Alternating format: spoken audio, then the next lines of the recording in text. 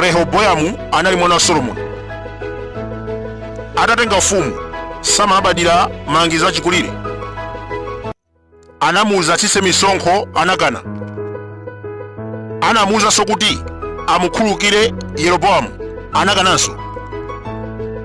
Zotsatira zake dziko linagawanikana.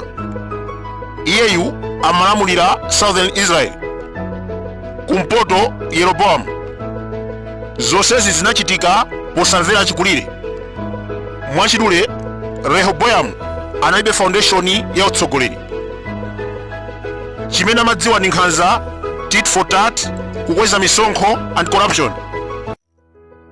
Timaona kumalawi kuno chipiku mbusa pano akuti president alibe foundation ya utsogoleri ngati Rehobowamu.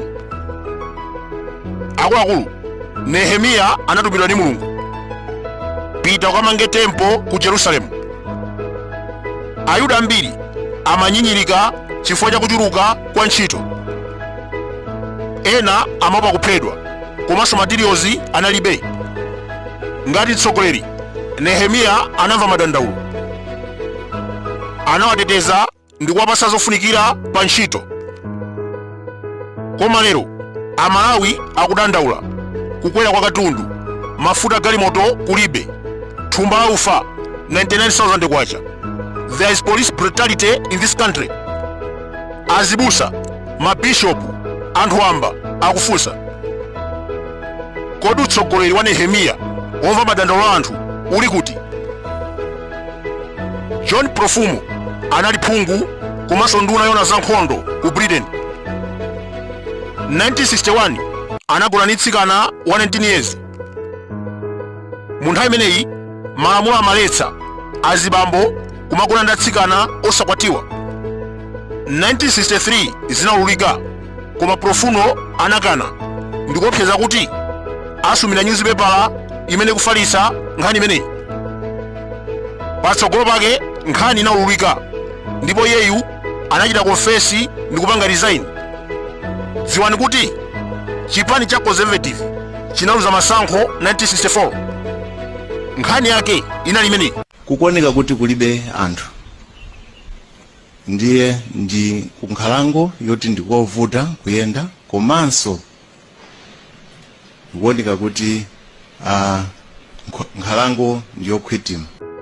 Kumalawi kuno atsogoleri amatha kunama 100 times, ifeyo kumangosekerera. Sitima yanyamula mafuta, ndege inafika ku Mzuzu, black box ilipo, mudzagula fertilizer 4,000. I will resign after 2 years. Sindidzamanga munthu pa zifukwa za ndale. Ndege inakwera ku nkhalango okhwitima.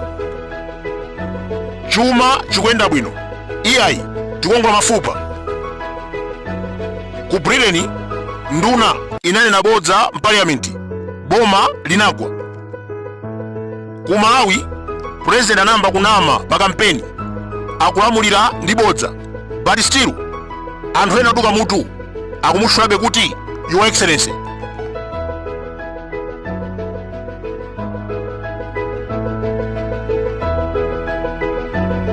Koma amene amafika ku Mzuzu woyendetsa ndegeyo sadathe kuti atere chifukwa chakuti simaoneka bwino kamba kanyengo mene inalili ku Mzuzuko. Ndipo anawauza amene amayang'anira zotera ndi kuuluka kwa ndege kuti abwerere ku Lilongwe.